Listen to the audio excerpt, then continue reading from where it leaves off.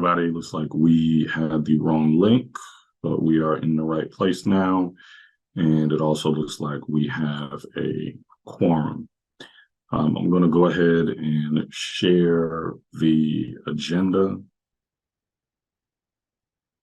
Sorry, I have too many windows open on my end.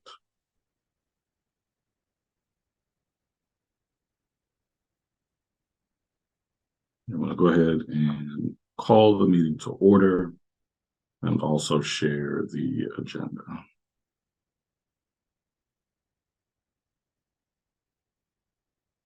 Okay, can everyone see that?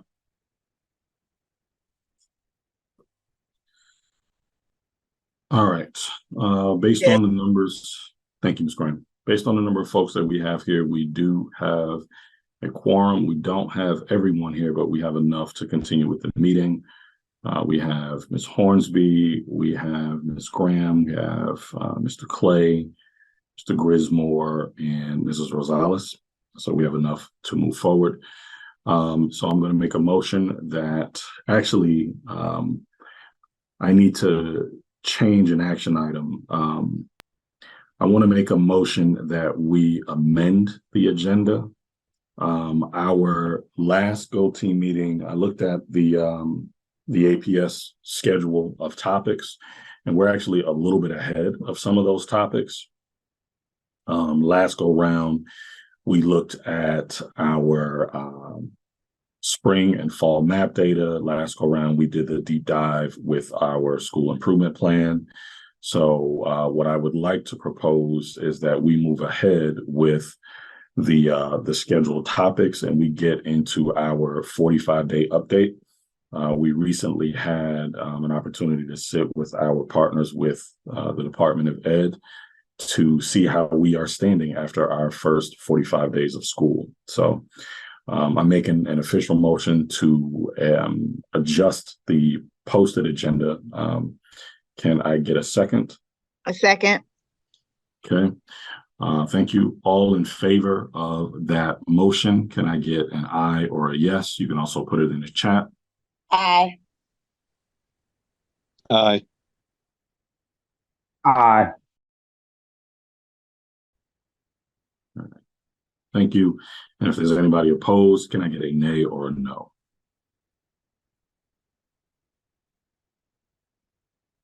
Okay, the motion passes. Before this is posted on the website, we will reflect the update to the discussion items. Next up, I am going to pull up our previous meeting minutes. And again, forgive me, I have way too many windows open. Here's our previous meeting minutes, and we'll just review these silently for a moment, just to make sure that everything that we wanted to discuss was discussed and that the minutes capture the spirit of our last meeting.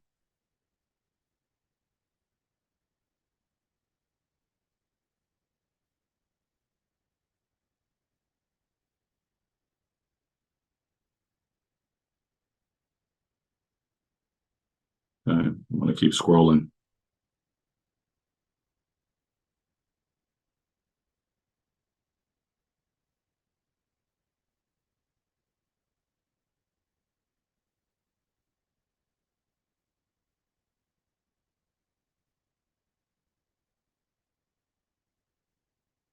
And these minutes are on the website, but I'll go ahead and drop a link to them in the chat for the good of the group.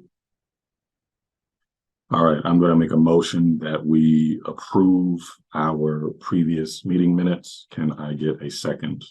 Second. Okay, all in favor, can I get an aye or a yes? Aye. Aye. Aye. All right, anybody opposed, can I get a nay or a no? And you can also drop that in the chat. All right. The next agenda item is filling the vacant community member seat. We're going to push that to the next meeting. The individual I would like to be here was not able to come. So we're going to push that to the next meeting. And we're going to get to our discussion items for this evening, which is our 45-day update. And I am switching over to this document. Can everybody see this document that says T.H. Slater on the front? Yes. All right, great. All right, I'm just going to move quickly through some of the preamble, but this is a modified version of the 45-day update that we shared with our Department of Education partners the week before fall break, the Thursday before fall break. But as always, we began with our mission and vision for purpose-built schools, graduating empowered change agents who create positive, long-lasting impact in their communities. The difference between the version that I'm sharing today and the version that I shared with the Department of Ed is the Department of Ed version had identifying information for staff and students, and that has been deleted and redacted since this is going to be a public document. And we're just going to be focusing on measurable outcomes as well as the goals that we set out for the first 45 days of school. For the 45-day update, we have it broken out into both ELA and math goals and then potential next steps in those two bucketed areas for the our tested grades. So that is grades 3, 4, and 5. The school improvement plan, as well as our 45-day plan, is limited to the tested grades, since again that milestones data is public. We do have internal measures that we use for non-tested grades, students in K2, which is MAP, and some of that data is reflected here as well. So we'll start with the ELA goals in progress. Our two goals for ELA for the current school year is to increase the percentage of students scoring developing and above in ELA from 33.6%, that is where we ended last year, to 49.1% by spring 2024 as measured by milestones and MAP. 49.1% reflects a 3% increase over pre-pandemic performance at Slater Elementary School. So we're talking about a 3% increase, the manner that the state measures it, over the 2018-2019 school year scores. The 19-20 scores, if you remember, we did not take because in that March, schools were shut down for COVID. The 2021 year was online. Milestones was taken, but those scores weren't really seen as valid across the state because not every student sat for the test. So we're really looking at that 49.1%, again, an increase over the 19 school year scores. The other ELA goal is to increase the percentage of students scoring proficient and above in ELA from 10 to 20% by spring 2024, as measured by milestones and or MAP. That 10%, we actually rounded that up slightly. So we finished last school year with 9.7% maybe of students proficient and above in the tested grades, and we're looking to double that this year. Within the first 45 days, the two major action steps that are recorded in our short-term action plan, that's both in our school improvement plan and what is shared with the state, are to one, monitor the implementation of collaborative planning by observing PLC meetings and evaluating the quality of the meetings by using the Godot high impact rubric. The measurable student outcomes related to that goal are students' biweekly assessment data. And the goal for that bucket was for 20% of students in grades 3 to 5 to score 80% or above on those assessments. The process goal, which is related to teacher practice, we pulled out for this presentation because, again, it identified individual teachers. And given that this is a public document, we want to pull that out until we're completely done with our school year.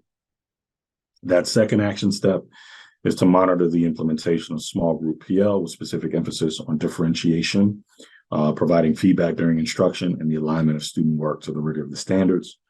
The student outcome goal for that bucket is again, teacher process data we are not sharing today, but we will get to the biweekly assessment data.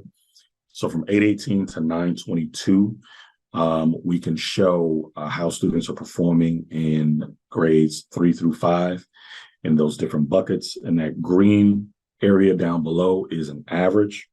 What we are showing effectively is for the first 45 days, we are falling behind our ELA, end of year ELA goal, but we are making progress compared to from August compared to end of September, where we last stopped with the data. So progress is being made, but we are not where we want to be in terms of those end of year targets. We're meeting with our Godot partners this Thursday, actually, to reflect on that first 45 days of data to figure out, okay, what is the best way to respond as we move forward? Some of the data that I'm about to share is actually a repeat of the data that we shared last go round, but I think it is helpful to continue to have both MAP and milestones data to ground the biweekly data against these large scale assessments. So over time, from 22 to 23, and 22 again is the year that the Slater and Thomasville communities merged. We saw an increase of about 6% in developing and above bucket and an increase of just over 3% in the proficient and above bucket. Growth over time. SY17 is pre-PBSA. SY19 is pre-pandemic. SY22 is year before last. SY23 is last year. So a dip from pre-pandemic through pandemic and a slight incline or a slight increase from the year before last to last year. Same trend in proficient and above, effectively no change from 17 to 19, but a 3% increase, give or take, almost 4% from 22 to 23. ELA, again, we're looking at milestones, MAP, and our goal, and just putting all of that data in context. End of year milestones from last year, we have fall MAP from this year, and we have our end of year goal of 49.1%. So we are trending in the correct direction. Same is true for proficient and above. End of year milestones from last year is at 10%, beginning of year MAP 17%, and that goal is 20%. So we're trending in the right direction. This data shows us compared to both the national norm sample and the district. Year over year growth for the national norm sample is low compared to all the schools in the country that took MAP from fall to fall. So we're in the 22nd percentile in achievement and the 37th percentile for growth. But when we compare ourselves to the district, we are just below average in ELA growth for the district. So we are 27 out of 42 district schools when looking at our ELA MAP performance. Then looking at the growth and achievement data year over year for both developing and above and proficient and above. What we can see is in third grade last year, 30.8% of students in the fall. So that baseline MAP were developing and above. This year, 36.9%. Last year, fourth grade, 31.3% developing and above. This year, starting pretty significantly higher at 44.4%. And this year, last year, fifth grade, 36.7%. Developing and above, this year starting higher at 44.3%. So the story that our fall MAP tells us is that the impact of the interventions and quite frankly, the impact of last year's merger is having a positive impact on outcome data for Slater and ELA.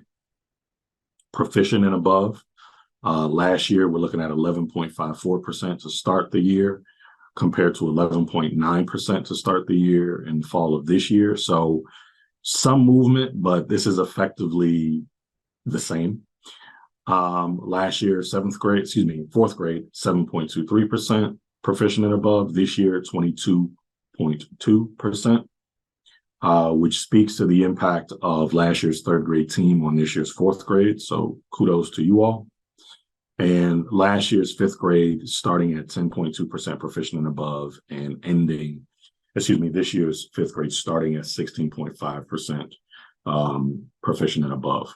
So again, taken individually and as an aggregate, we see that last year's teaching is having a positive impact on this year's START data in the ELA bucket. And then when we average those out, developing and above at the start of the year is 33.2% to 41.7% year over year. And again, same for proficient. When we average those out, 9.7% last year to 16.6% this year to start. So we are headed in the right direction over time. So some potential next steps, and these are next steps that we discussed at our meeting with the Godot partners, and these are not finalized. We are meeting with them again this Thursday to do a deeper dive into the data and get very, very granular. Is one, to continue to refine the PLC process, and that includes moving forward with the gradual release of responsibility for PLC implementation to some grade levels, while others remain closely facilitated by coaches and deans. Extending those look-fors for the Godot high impact rubric from the first 4 items to the first 8 items by the end of the first semester. In looking at the biweekly assessment data, one of the things that we did not pay as close attention to in the first 45 days that I would like us to pay more close attention to going forward is Lexiles specifically. So we've been looking at average outcomes compared to the standards, but we're not necessarily looking at Lexiles. Again, we're going to meet with that team on Thursday to figure out exactly what that looks like and work smarter and not harder. The teachers this year already have a lot on their plate, and we've been asking a lot of them. So what we don't want to do is ask for another thing, but we do want to use the structures that we already have in place to see, okay, how can we get a little more granular about the data and a little more intentional in those planning meetings to target those areas that we know need to be targeted. Writing proficiency is not something that was a huge focus in the first 45 days, but it is going to come into play going forward, particularly with us pulling in Right Score to assist us with just capturing data and knowing how to respond to student needs there. Co-teaching reared its head as a challenge and a concern for us school-wide. So co-teaching in the gen ed and special ed classrooms is going to be something that gets lifted up as a priority area. Not that we were not looking at, how we were responding to the needs of SWD students, but the actual co-teaching model and professional learning needs of the teachers is something that we're going to have to lean more into, because we went from 2 or 3 co-taught classrooms last year to 5 this year. So that shift is just requiring a shift in priorities. But the gist of the first 45 days is for ELA is we are not where we want to be, but we are trending in the right direction. And that is captured by both the biweekly assessment data and the start of year map data and anecdotal data from folks who have come in to do, classroom observations.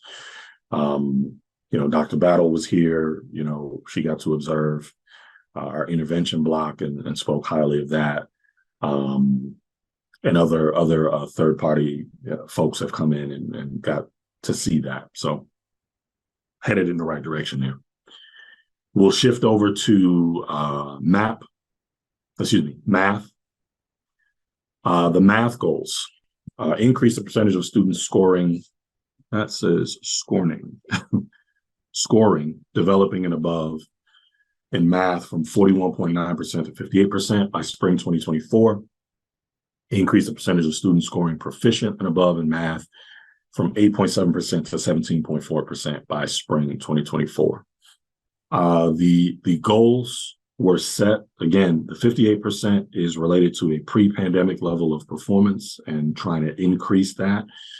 This proficient goal, 8.7 to 17.4, is based on last year's performance. So we increased the proficiency to 8.7% in math. And we're looking to try to double that this year. Much like ELA, we limited ourselves to the same 2 action steps so that we are working smarter and not harder, leaning into the implementation of PLCs and small group instruction. Math data, again, here's a snapshot, shows us, starting with some struggles, which is to be expected at the beginning of the school year. And over time, from August 18th, our first biweekly assessments, up to 9/22, September 22nd, which again was the last ones prior to the fall break, shows a pattern of improvement over time in each of the grade levels. Some grade levels, so right now the 5th grade's data shows that it is meeting and in some cases exceeding the end of year goals, which is interesting given that we have new standards in place. I was surprised by that. 3rd grade is trending in the right direction, as is 4th grade, but as of the first 9 weeks, we're still below our end of year goal. But we're trending in the correct direction. And again, I will review the math map data just for context. Year over year, prior to our merger last year, Slater was at 25% developing and above. After 1 year of the merger, we're at 40.9% developing and above. So it's a 15-point increase in that bucket. Give or take. Proficient and above, it's a 5, almost 6-point increase in the proficient and above bucket for us for prior to the merger, to the first year of the merger. Growing over time, SY17 and SY19, the data is very, very close. The scores for those 2 years are within, a point or so of one another. Pretty significant drop for the first major year after the pandemic, but we are recovering and heading in the right direction. Proficient and above, same kind of story, pretty significant drop from SY19 to SY22, but we are showing signs of a recovery. Our math map data is trending a little more slowly, not as aggressively compared to our ELA data. Fall map and spring GMAS is within 3 points of each other. So we have about a 14-point increase that we need to hit to meet our end of year goals there. Fall map and spring GMAS is within a point of each other. So I'm counting that as effectively no movement. But we have, a ways to go to get to our end of year goal. Again, we'll compare ourselves to the national norm and the district. National norm, we're in the 21st percentile for achievement and the 41st for growth. So growth and achievement are low compared to the national norm. But compared to the district, we are right smack dab in the middle. We're ranking 20 out of 42 district schools. And in looking at the same trend of data for developing and above and proficient above, what is interesting here is we are showing cohort movement. So last year's 3rd grade, where they started, is where this year's 4th grade is beginning. Last year's 4th grade, where they started, is where this year's 5th grade is beginning. So year over year, comparing different cohorts, it's a little bit of a drop in 3rd grade, a pretty significant increase in 4th grade, which again is attributable to last year's 3rd grade, and a little bit of a drop in fifth grade when we're not comparing the same cohorts. But averaging everything, we are still starting higher this year than we started last year, which again says that the interventions that we have put in place are working for us. Proficient and above tells a slightly different story. Again, we're not comparing the same students when we're doing year over year.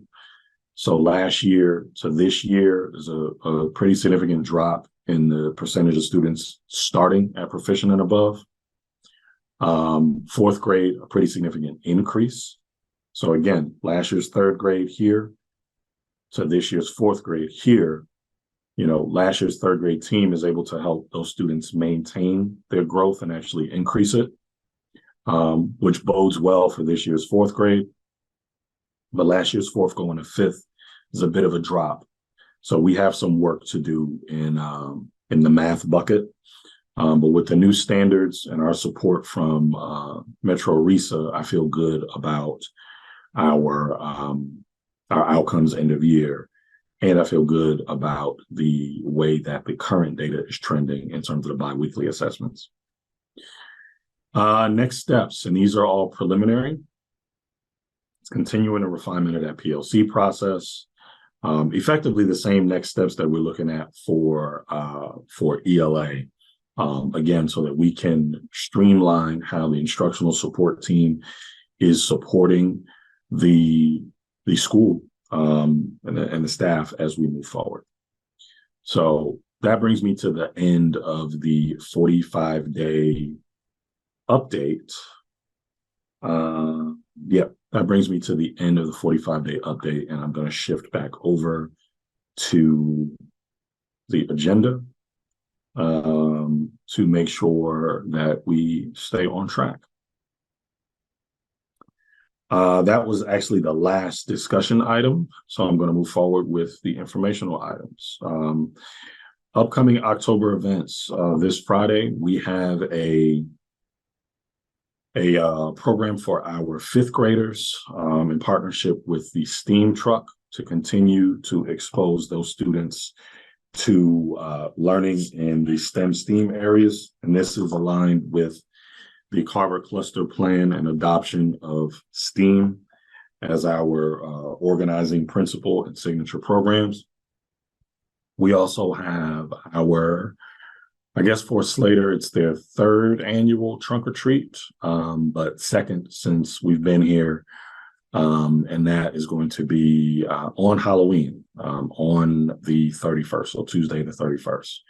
And again, we're doing that to make sure that the students have an opportunity to participate in the festivities in a space that is safe.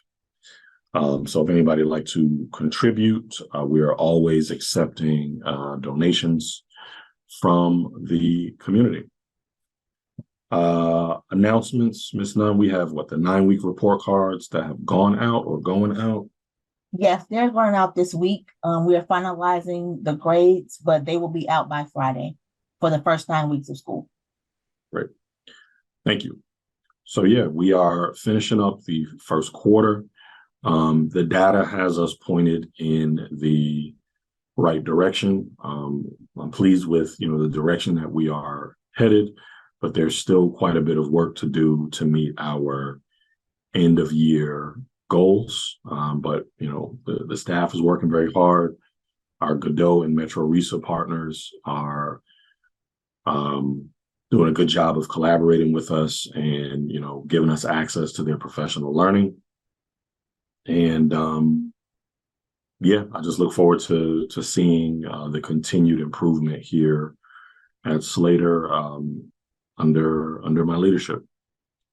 That brings us to the public comment section, and I checked before the meeting, and we do not have any responses in the public comment bucket.